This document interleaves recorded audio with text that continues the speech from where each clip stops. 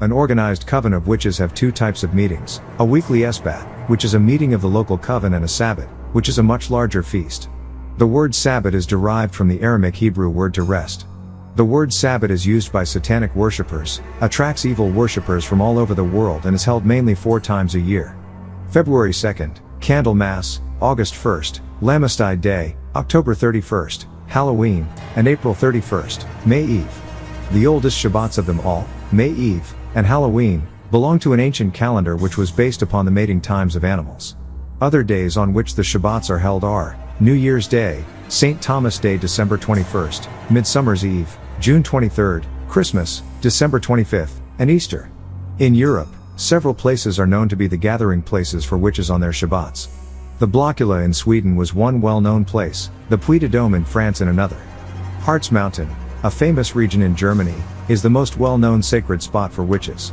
The number in a coven of witches is traditionally 13. 12 members, and the 13th member is the Grand Master Azazel. The types of activities performed in these covens varies in degrees of rituals, rites and worship. As you will see, people like the Pope and Queen of England and various political leaders of various countries and some members of the clergy gather at the major Shabbats to invoke the Malevolent One. On each of these occasions a Nubian man is sacrificed. The witches light fires, dance and feast, and sacrifice on the nights of the Shabbats. The blood of the sacrificed victims is sprinkled all about the place. In the year 1970 AD, the public witch-in was held in Central Park on Halloween during the evening hours. The congregation of a coven still exists predominantly in England and South America. From the Pope, who heads one of the countries controlled by the beast, the President of the United States, as well as many other political leaders of other countries around the world, are all a part of the Brotherhood of Satan. The Sabbath attracts the evil one's worshippers from all over the world and is held mainly 4 times a year as mentioned previously. Other days on which Shabbats are held are St. Thomas Day, December 21st, Midsummer's Eve, June 23rd, and Easter, first Sunday of April. In an article by Malachi Martin, who works for the Daily News, he wrote, "Just a few weeks ago, great publicity was given to a seemingly mindless act of vandalism in a cemetery in Quesna. Graves were broken open and bones removed. What the devil for? For the devil himself in all probability. A detailed account of what the bones were doubtless intended for, along with many other gruesome happenings, will be found." Michelle remembers. Michelle Smith is the subject of the book, poignantly and painfully remembers what almost certainly was her abuse as a 5-year-old in an episode of Satanism, to which her own mother apparently submitted her. Michelle was offered as the bride of Satan in a so-called Black Mass, also known as the Feast of the Beast, a reverse and bloody parody of Christian Holy Communion service that is usually celebrated on or about All Souls Day, November 1st. As will be seen in the excerpts, the bones of the dead are used for communion wafers, which is why priests are alert at this time of the year for what they call matchbox snappers, people who take communion and then immediately transfer the wafer to a matchbox or whatever to save it for use in the coming Black Mass. This may sound silly, if not blasphemous, but for Satanists it is an entirely serious matter with much larger than blasphemous purpose. The goal of the Black Mass is to produce a living embodiment of Satan in the world, that is the Antichrist. This, the Satanists hope, will be achieved by the priest celebrant of the Black Mass, representing Satan, actually impregnating the virginal female who is used as the altar of worship, as it seems Michelle was intended to be. Satanism is actually far older than Christianity and probably as old as humanity. In essence, it is a display of power that evil has always raised against good, no matter how those polar forces have been called at particular times. In general, however, in the West today Satanism is expressed through a lampoon of the Christian communion service, or Mass. The governing principle of the Black Mass is everything in the opposite way. Crosses are upside down. Candles are black instead of white. And so on. Most Christians still believe that at one past moment Jesus died on the cross. Every celebration of the Holy Communion since that time refers to that past event, with the celebrating priest standing in for Jesus the Son of Man, and with the communion wafer representing the body of Jesus and the wine as blood.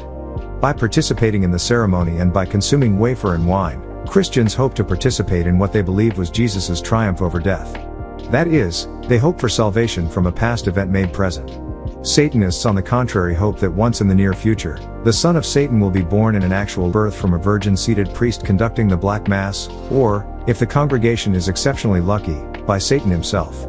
For this insemination to have any chance of success, Satanists believe the priest must be a genuine ordained priest, who consecrates the bread and wine on the pubis of the virgin, who is used as the altar.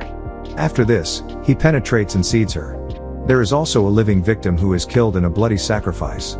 Michelle's forced exposure to Satanism seems to have undertaken place in 1955, in Victoria, British Columbia, as sedately proper a city as one could possibly imagine, where the most ordinary and respectable people apparently took part in the ceremonies under the Central International Church of Satan. Similar ceremonies will be enacted this year in New York, Kentucky, Connecticut, Geneva, London town all over the world.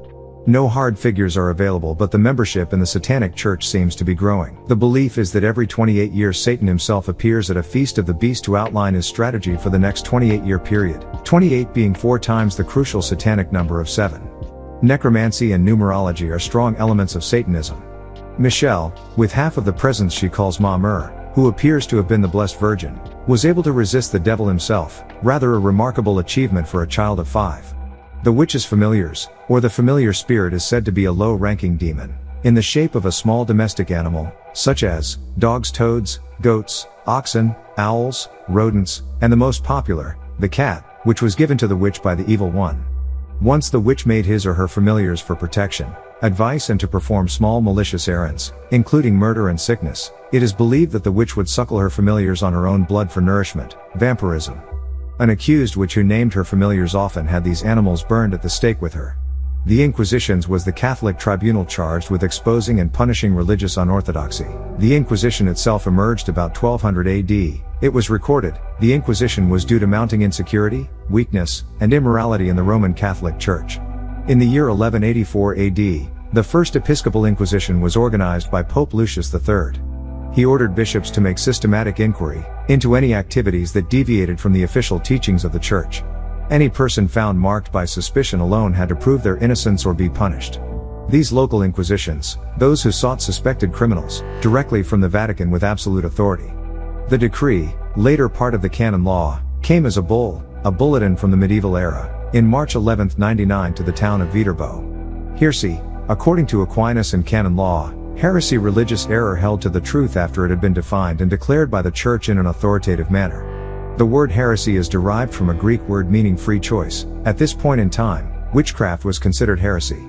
Heresy was not only a sin but a crime punishable by death. In other words, anyone who went contrary to the teachings of the Church was automatically guilty of heresy. In December 1484 AD, Pope Innocent VIII issued a bull which gave great prestige to the inquisitors.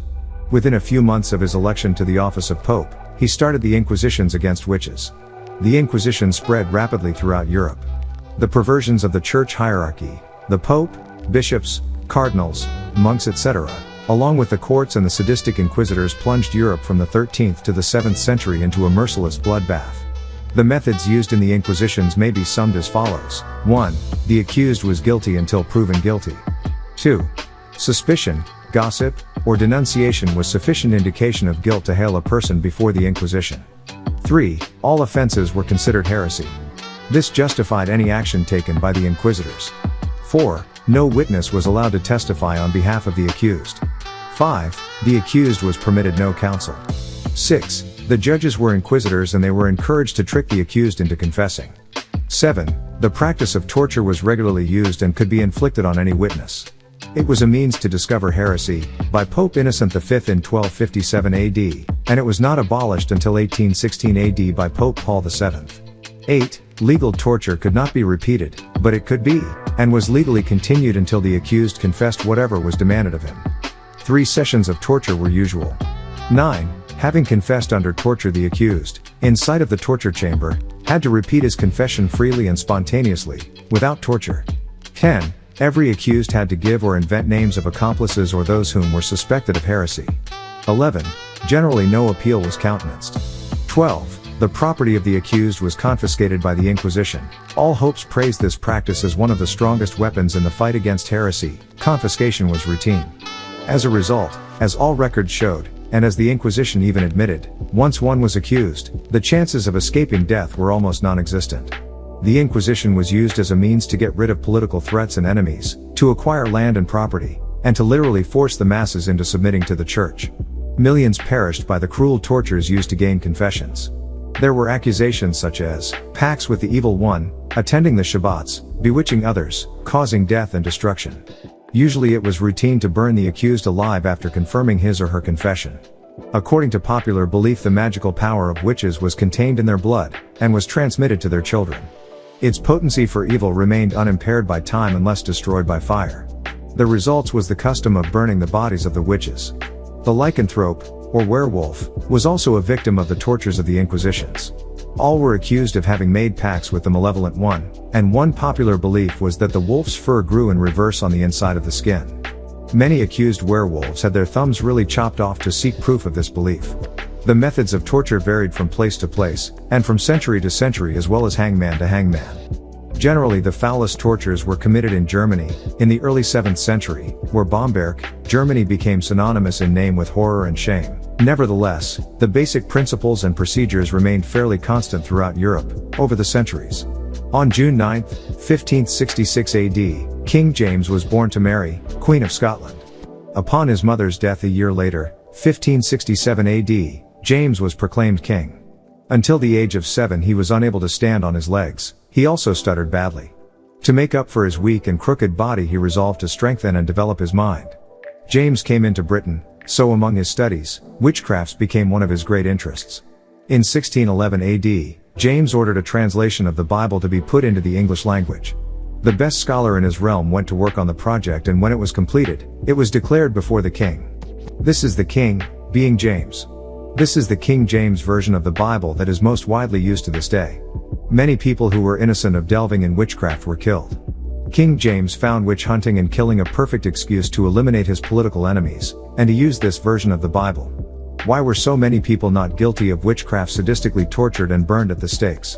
What you have to realize is the nature of the Amorite has led you to believe that because of heresy, professed belief in the Creator whom they refer to as God, these so-called witches had to be slain because of an act of heresy.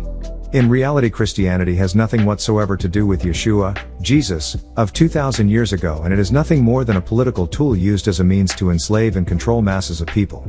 The truth is that these people in the medieval times did not want to be Christians. They were comfortable with their pagan gods and their old religion. The church had to go so far as to compromise with the pagan rites and holidays in order to win these people over to Christianity. The church and state is one, and they saw the religion of the horned deity or witchcraft as a threat to their power. The peasants and serfs in the medieval ages were mere slaves. They had to toil day and night for monks and noblemen. Several uprisings were staged by the lower classes and were quickly and efficiently suppressed. The early revolts showed that the large masses were dissatisfied with the church and they didn't want it. It was restrictive, hypocritical, and it wanted to control and regulate not only the peasant's life, but even every human emotion. For us to clearly see the hypocrisy and the lies propagated by the church, we must take a brief look at history of Christianity. The point of Christianity was to make us sons of Abraham, forget who we are. We have even fell to a lower level of worshipping the evil one's image and his ways, when he was told to bow to us.